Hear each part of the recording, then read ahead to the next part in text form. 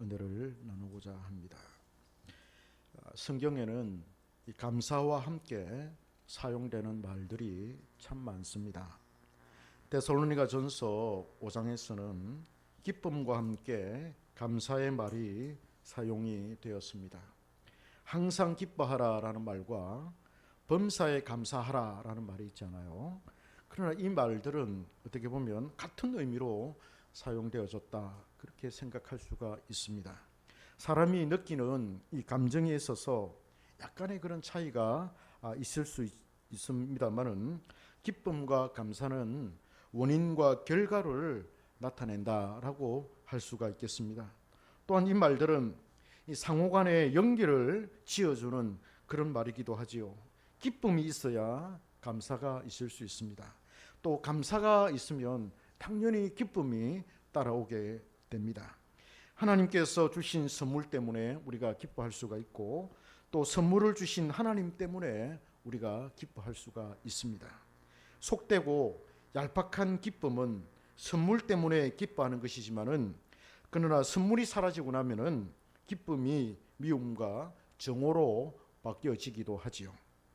그러나 선물도 좋지만은 그보다도 선물을 주신 하나님이 더 좋고, 하나님께서 그 선물을 통해서 또 자신을 기억하시고 또 자신의 삶에 찾아오신 것에 대해서 큰 기쁨을 누린다면은 이것이 최고의 아름다운 복이라 할 수가 있겠습니다. 그래서 가장 고상하고 존귀한 감사를 드릴 수가 있는 것이지요. 추수감사절을 맞이해서 하나님께 깊은 감사를 드리기를 원합니다. 오늘 본문을 통해서 우리가 왜 하나님께 감사를 드려야 하고 어떻게 우리가 하나님께 감사를 또 드려야 하는지를 살펴보고자 합니다. 감사는 관계에서 나오는 거예요. 올바르고 좋은 관계가 형성되지 않으면 이 깊은 감사가 나올 수가 없습니다. 그렇잖아요. 우리가 사람에게 선물을 하나 받을 때에도 저분하고 나와 좋은 관계에 맺어져 있고, 또 저분이 참 어떤 분인지를 또 알고, 또 그분의 영향력을 알고, 그분의 어떤 그런 또 성품이라든지 성향을 알았을 때 그분에게 이렇게 내가 좋은 어떤 선물을 받았을 때에는 그게 얼마나 고맙고 감사한 줄 몰라요. 그렇잖아요. 우리 하나님과도 마찬가지예요. 하나님과 좋은 그런 관계가 형성되어 있으면 아주 깊은 그런 감사가 나올 수 있는 것입니다. 오늘 본문은 다윗이 기록한 시편입니다. 우리는 오늘 본문에서 다윗이 하나님을 얼마나 끔찍히 생각했는지를 알 수가 있어요. 하나님과 다윗의 관계가 예사 관계가 아니었어요. 아주 친밀하고 정답고 너무 사랑하는 그런 관계였지만은, 그럼에도 불구하고 넘지 못할 선이 있고 위험이 있고 함께 일한 모습에서 우리는 그 관계를 확인할 수가 있습니다. 다윗은 오늘 본문에서 감사라는 말을 사용하지는 않아요. 그러나 우리는 다윗이 하나님께 얼마나 감사하고 있는지 오늘 본문을 통해서도 알 수가 있습니다. 오늘 이 시에서 다윗은 기쁨이라는 말과 즐거움이라는 말을 사용을 합니다.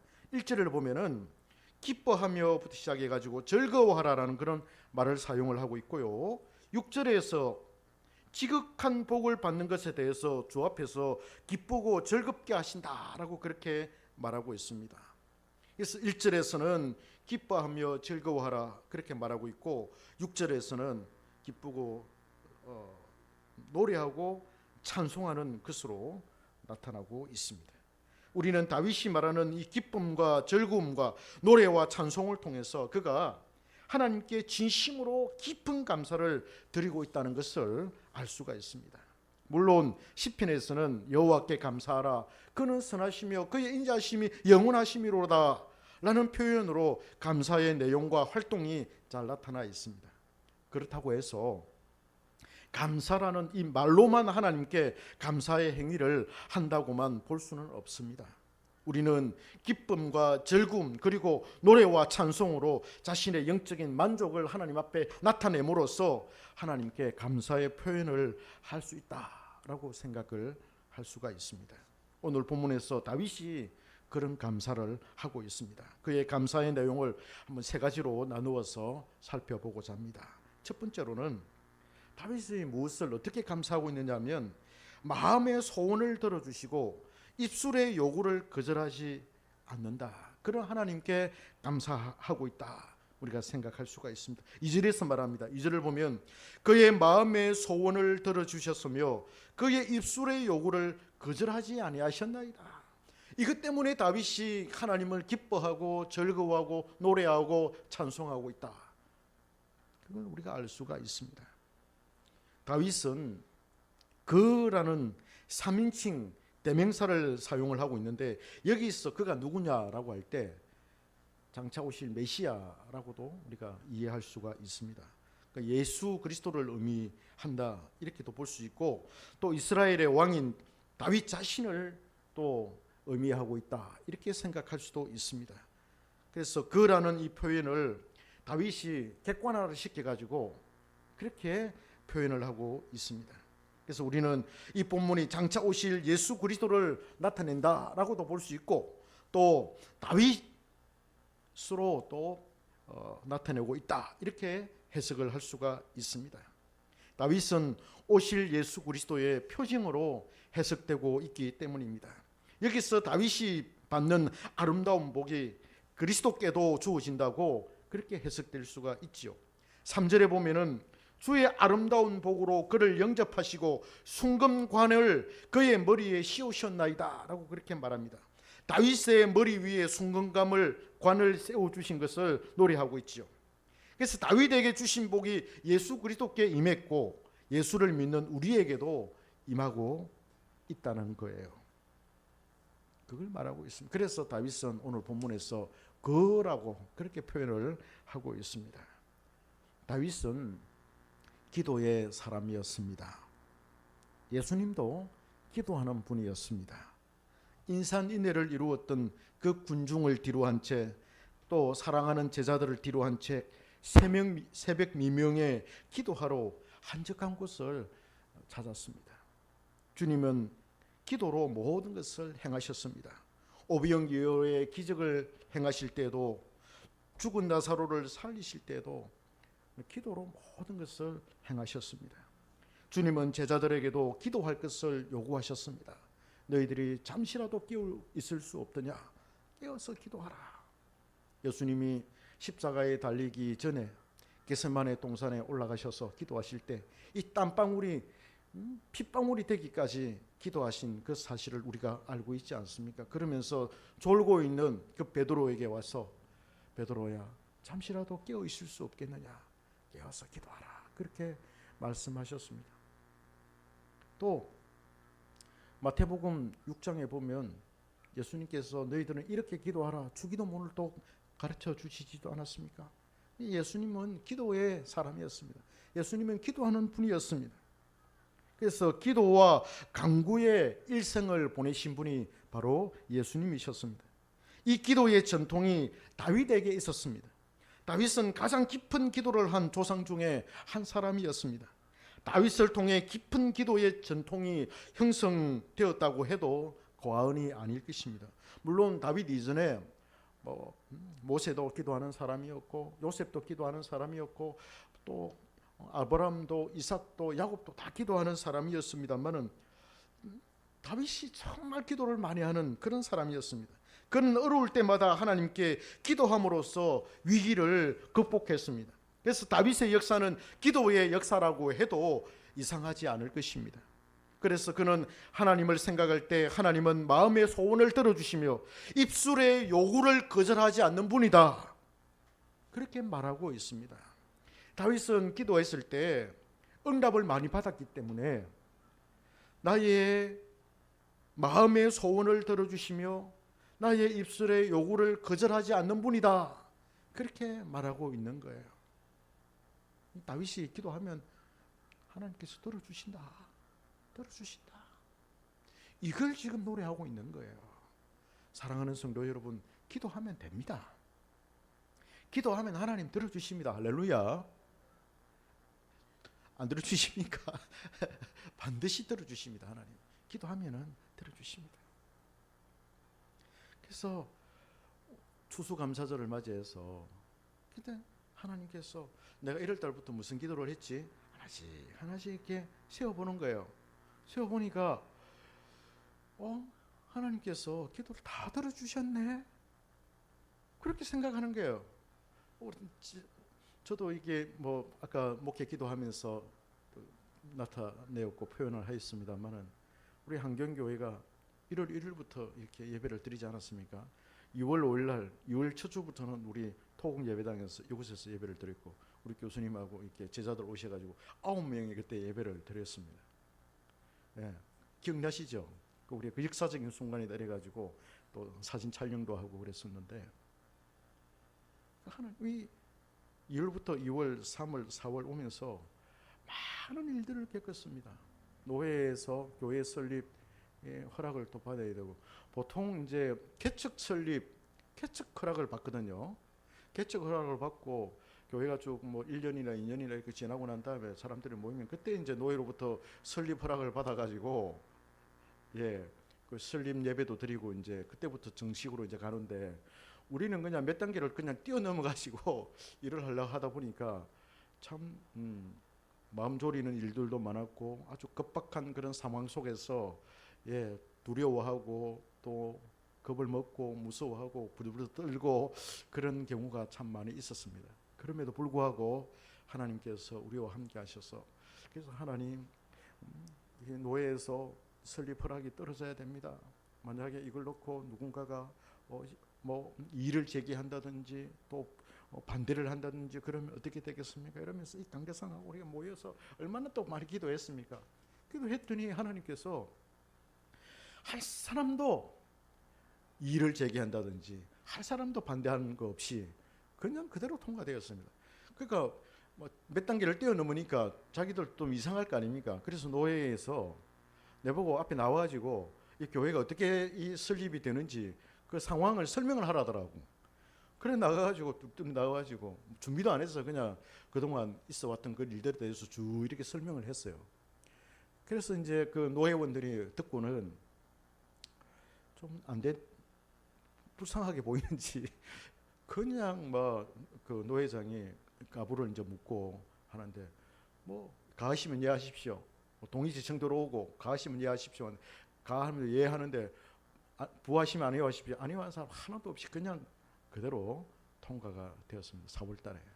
그리고 5월 달 5월 21일 날에 우리가 설립 예배를 또 드리지 않았습니까? 설립 예배를 드릴 때도 문제가 또 터져가지고 그 얼마나 또 힘들고 또 어려운 일이 있었는지 모릅니다. 그래도 하나님께서는 또 다 그 문제를 또 봉합시켜 주시고 오늘날 이렇게 오고 또 가을 노회 때는 전임 목사 청빙 또 하고 또 당회장 배정 받는 그런 문제 때문에 그 시찰회에서 또 시끌시끌 해가지고 시찰회를 모였는데 그 시찰이 좀 커요. 우리 시찰은 노회가 하나가 이제 북부 노회였는데 양산 쪽에 있는 그 노회였는데 그게 이제 우리 중부 노회하고 이렇게 합병이 되는 바람에 그 노회가 하나의 시찰이 돼 버렸어요. 그래서 사람들이 많이 모여요. 교회가 많아요.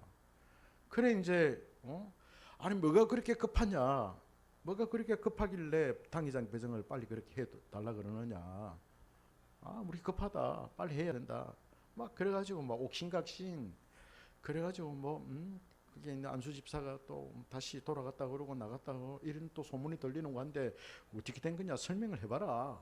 그래가지고 막 또 설명하고 또 나를 또 지지하는 목사님 있고 또 반대하는 목사님 있고 이래가지고 막 충돌이 있어가지고 서로 또 논쟁을 하고 결국에는 우여곡절 끝에 반전에 반전을 거듭해가지고 우리가 이기게 되었습니다. 승리해서 노회 그 당회장 배정을 받아가지고 그다음 주 바로 이제 공동오해 해가지고 또 전임 목사 이렇게 청빙 그게 통과되어서 그걸 또 9월에 노회 10월에 하잖아요. 10월에 또 서류를 작성해가지고 또 노회에서 이렇게 노회에서 또 그걸 또 누가 반대하는 사람이 있을까 싶어서 시찰회 때 그렇게 논쟁이 있어가지고 그것도 마음을 졸이면서 또 얼마나 기도를 많이 했습니까? 정말 기도 많이 했습니다. 근데 하나도 그때는 뭐 내가 나가서 설명도 안 해도 되고 그냥 막 이렇게 통과가 되었습니다. 그래가지고 명실상부 우리 한경교회는 이제 정말 하나뿐이 없는 이 세상에 단 하나로 딱 우뚝 선 그런 교회가 되었습니다. 그러니까 지나놓고 보니까 다 하나님의 은혜였고 하나님께서 우리의 기도를 들어주지 않은 게 하나도 없고 다 들어주신 것 같아요. 교회에 대해서는. 할렐루야. 다윗이 지금 그걸 생각하면서 내 마음의 소원과 내 입술의 요구를 하나님께서 거절하지 않으셨다. 그걸 노래하고 그걸 지금 찬송하고 있는 거예요. 그래서 다윗의 인생 이 전체가 기도하는 인생이었고 간구하는 인생이었습니다. 여러분 기도하십시오. 하나님께 달라고 간구하십시오. 우리 자녀입니다. 근데 문제는 뭐냐면 우리는 좀 성질이 급하잖아요. 성격이 급해가지고 내가 원하는 때에 하나님이 딱 들어주셔야 이게 이제 왔다다 이래가지고 하나님께 막 찬송하고 그러는데, 근데 하나님은 내가 원할 때 안 들어주시거든요.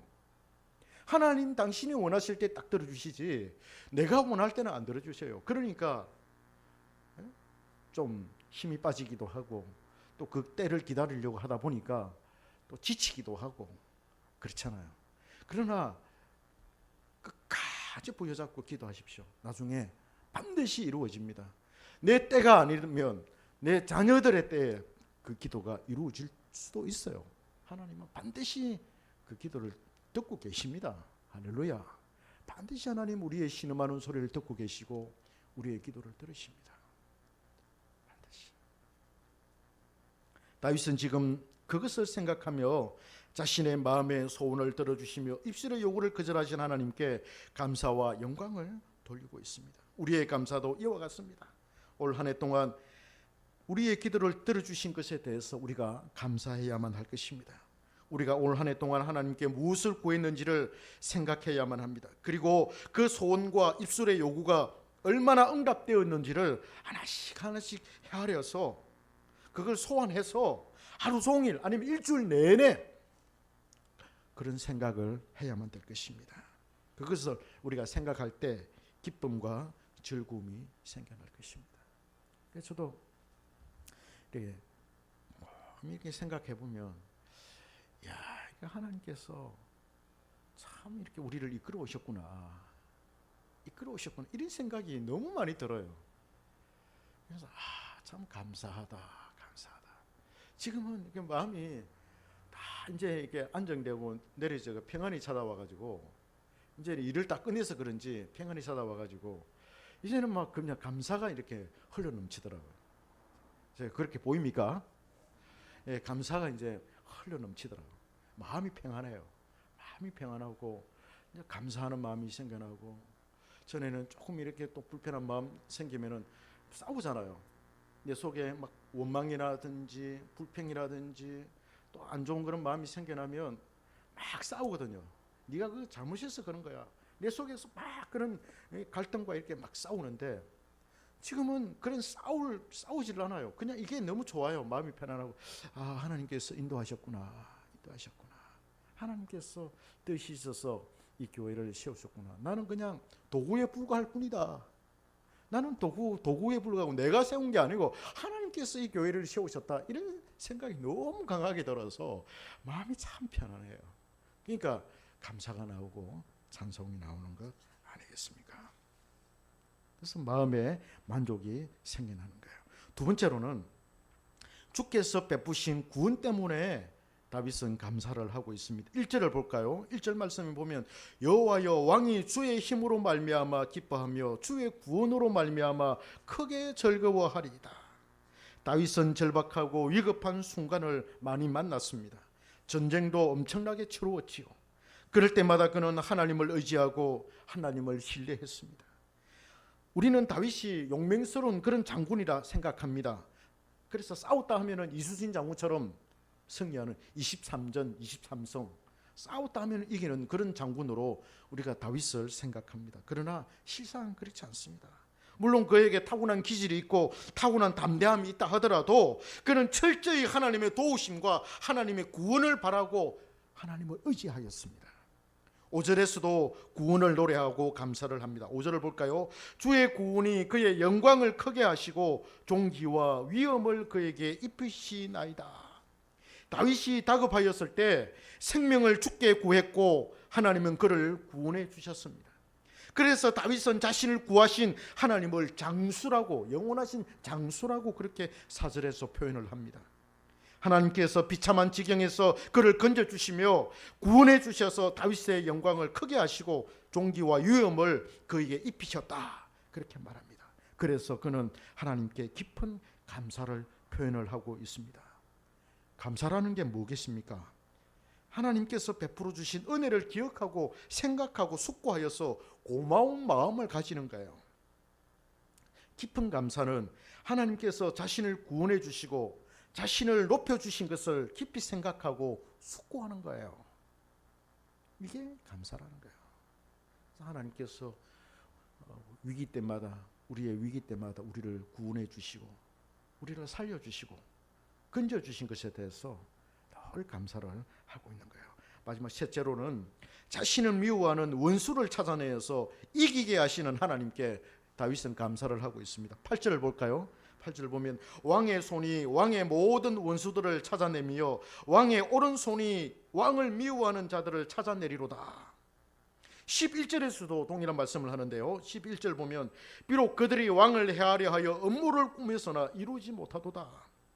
하나님은 다윗의 원수를 찾아내게 하셨고 그들과 싸워서 이기게 하셨습니다. 다윗의 원수는 주로 이스라엘 안에 있었습니다. 자신의 아들 압살롬과 그를 따르며 반역하던 자들이 다윗의 원수가 되었습니다. 자신과 함께 한솥밥을 먹었던 자들이 그의 원수였습니다.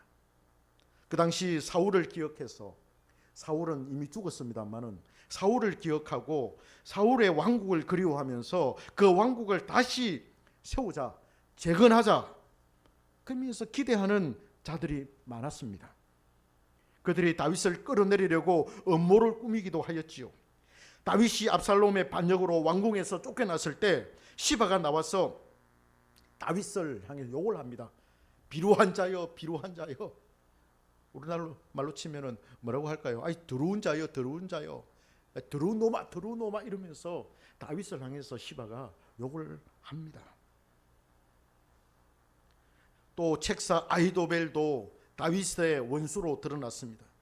그는 다윗 가까이서 왕을 섬기는 사람이었습니다. 다윗과 한솥밥을 먹으면서 다윗과 국가의 정책을 논하는 사람이었습니다. 그는 결정적인 순간에 왕을 배신해서 왕에게서 돌아섰습니다. 예수님께도 자신의 원수가 가까이 있었습니다. 가룟 유다가 예수님의 원수가 되지 않았습니까? 우리도 마찬가지입니다. 누가 우리의 원수인지는 결정적인 순간에 드러납니다. 자신의 이권이 개입될 때, 자신의 명예가 손상을 입을 때 본색이 드러나게 되지요. 다윗도 하나님께서 자신의 원수의 실체를 밝혀주신 것에 대해서 감사를 드리고 있습니다. 10절에서는 하나님께서 다윗에게 원수에게 진노하사 그들을 소멸했다라고 그렇게 말합니다.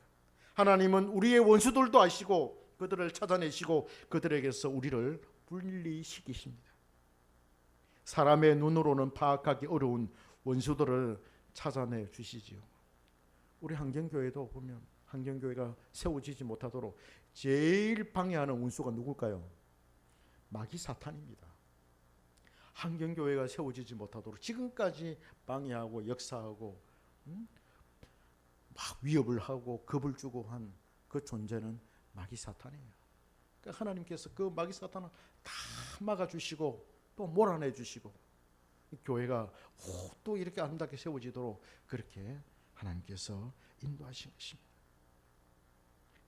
하나님께서 그들에게 진노하시며 그들에게 합당한 벌을 내리실 것입니다. 그래서 다윗은 그 원수들을 멸하신 그 하나님을 지금 찬송하고 노래하고 감사의 영광을 돌려드리고 있는 것입니다. 사랑하는 성도 여러분, 내가 하나님 편에 바로 서 있다면, 내가 하나님 편에 바로 서 있다면, 그래서 누군가가 나를 핍박을 하고 박해를 하고 괴롭히고 또 못된 짓을 한다면 하나님께서 그걸 막아주실 것이고 하나님께서 보응해 주실 것이에요. 그래서 원수 갚는 것을 내게 맡겨라. 너희가 친히 원수를 갚지 말고 원수 갚는 것을 내게 맡겨라. 그렇게 하나님께서 말씀하셨습니다. 하나님께서 우리 원수를 갚아 주십니다. 할렐루야. 그러니까 염려하지 마시기를 바랍니다. 말씀을 맺겠습니다. 13절에서 다윗이 하나님을 노래하고 찬송을 합니다. 여호와여 주의 능력으로 높임을 받으소서. 우리가 주의 권능을 노래하고 찬송하게 하소서라고 말합니다. 다윗은 하나님께서 당신의 능력으로 자신에게 베푸신 능력을 기억합니다. 그것이 감사가 되고 노래가 되고 찬송이 되었습니다. 우리도 하나님께서 올 한 해 동안 우리에게 베푸신 하나님의 권능이 있습니다. 놀라운 능력의 행하심으로 우리의 기도를 거절하지 않고 모두 응답해 주시며 비참하고 어려운 상황 속에서 우리를 건져주시고 구원해 주셨습니다. 하나님께서 베풀어 주신 은총을 하나하나 생각하며 숙고해 봅시다. 그리하여서 그것으로 기뻐하며 즐거워합시다. 그 기쁨과 즐거움이 감사와 찬송과 노래가 되게 합시다.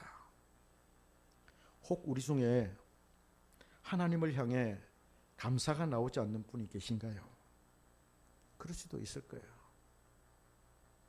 주님은 우리에게 범사에 감사하라 하셨는데 현재 나의 아픔과 괴로움 때문에 감사의 마음이 생기지 않는 그런 분들이 있을 수가 있습니다. 주님의 큰 은혜가 함께 하시기를 소망합니다. 누군가 쓴 글이 하나 있어서 소개를 하고 제가 설교를 마치고자 합니다. 찬송가 413장 아시죠? 내 평생에 가는 길, 내 평생에 가는 길. 그 가사를 작사한 미국의 스페포드라고 하는 분의 이야기입니다. 호레이스 스페포드라는 사람인데 이 사람이 미국의 1860년대 시카고에서 아주 성공한 그런 법률 회사의 사장님이었습니다. 그는 또 린드 대학교와 시카고 의과대학의 법리학 교수였습니다. 노스웨스트 장로신학교의 이사이자 운영위원이었습니다. 그야말로 그 시대에 아주 잘 나가는 그런 사람이었습니다. 또한 그와 그의 아내 안나 스페포드는 세계적인 전도자인 무디와 아주 절친한 그런 친구였습니다. 그래서 무디 그 교회의 회계 집사가 되었고 또 주일학교 교사로 섬겼던 아주 독실한 크리스찬이었습니다. 신앙인이었습니다. 그런데 그는 43세가 되던 1871년에 시카고 이 북쪽 부동산에 투자를 했다가 그의 대화재를 맞아가지고 전 재산을 잃고 말았습니다. 이 재난 직전에는 급성 전염병 피부 질환으로 첫째 아들도 잃게 되었습니다. 첫째 아들이 죽었습니다. 엄청난 시련 앞에서 스페포드와 그의 가족은 휴식이 절대적으로 필요하다 이렇게 판단을 하고는 1873년 그의 아내와 4명의 이 딸과 함께 영국과 또 유럽 여행을 하기로 계획을 세웠습니다. 때마침 유럽에서 복음 전도 사역을 펼치고 있던 친구 무디의 전도 집회도 또 돕고 싶었습니다. 1873년 11월 15일 스페포드의 아내와 4딸을 비롯해서 많은 승객을 태운 여객선, 프랑스 여객선이라고 그래요. 빌러 더 아브로라는 그런 여객선이었는데 이 배가 뉴욕항을 출발을 하게 되었습니다. 하지만 출발 몇 분 전에 스페포드는 사업 때문에 급한 일이 생겨가지고 나중에 따라갈 요량으로 배에서 내리게 되었고 아내와 4명의 딸들만 그 배를 타게 되었습니다.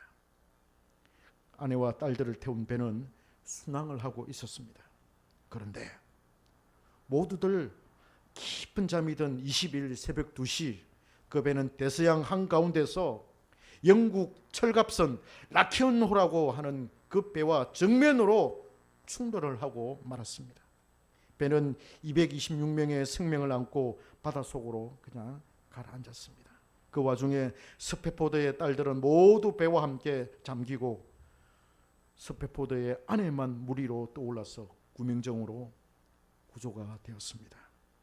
9일 후에 다른 생존자들과 함께 영국의 웨일즈와 카디프에 도착한 스페포드의 부인은 혼자만 살아남았음이란 짤막한 그런 정보를 남편에게 보냈습니다.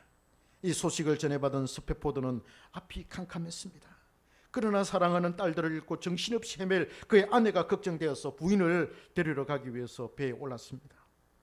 배에 탄 후에 선장과 함께 이야기를 나누던 중에 선장은 스페포드에게 이렇게 말합니다. 지금 이 배는 당신의 딸들이 잠긴 그 물 위로 지금 유유히 지나가고 있습니다. 그때까지 애써 잔잔함을 유지하려고 했던 그 스페포드의 마음에 커다란 파도가 일어나기 시작을 합니다. 깊은 그곳에 잠들어 있을 딸들을 생각하니까 너무나도 괴로웠습니다.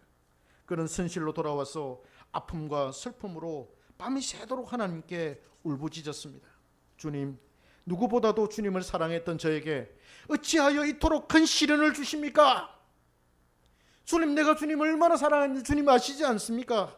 내가 주님을 위해서, 교회를 위해서 얼마나 헌신하고 얼마나 봉사하고 얼마나 내가 마음과 힘을 다하여 주님을 섬겼는지 주님 아시지 않습니까? 그러면서 밤새도록 하나님 앞에 울부짖었습니다.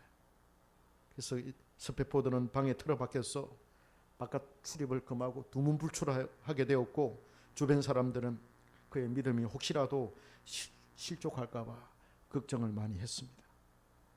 그런데 어찌된 일일까요? 절망하며 탄원하며 기도하던 스페포드에게 갑자기 마음속 깊은 곳에서 흥언할 수 없는 하나님에 대한 신뢰와 평안이 솟구쳐 오르기 시작했습니다. 그리고 그의 입술에는 평생 경험해 보지 못한 평안을 고백하고 있었습니다. 평안해, 평안해, 내 영혼 평안해, 하나님의 뜻이 이루어지리이다. 이런 막 고백이 그냥 자기도 모르게 입에서 그냥 터져 나오게 되었습니다. 그리고는 아침이 되자 스페포드는 주님이 주신 그 영감으로 시를 써 내려갔는데, 그 시가 바로 내 영혼 평안해 라는 제목으로 나오게 되었습니다. 시카고로 돌아온 스페포드는 무디 목사에게 재능을 인정받아 음악 전도사로 활동하고 있던 필립 블리스에게 자신의 아픈 사연과 고백을 들려주었습니다. 무디는 집회하러 갈 때 항상 이렇게 음악가들을 듣고 다녔어요. 생키라고 하는 사람도 있고, 반주하는 사람도 있고, 작곡가도 있고, 이게 듣고 왔는데 그 중에 하나가 바로 이 필립 블리스인데, 이 필립 블리스가 스페포드의 그런 얘기를 쭉 듣고 곡을 붙였는데 그 곡이 바로 오늘 찬송가 413장이었습니다. 내 평생에 가는 길,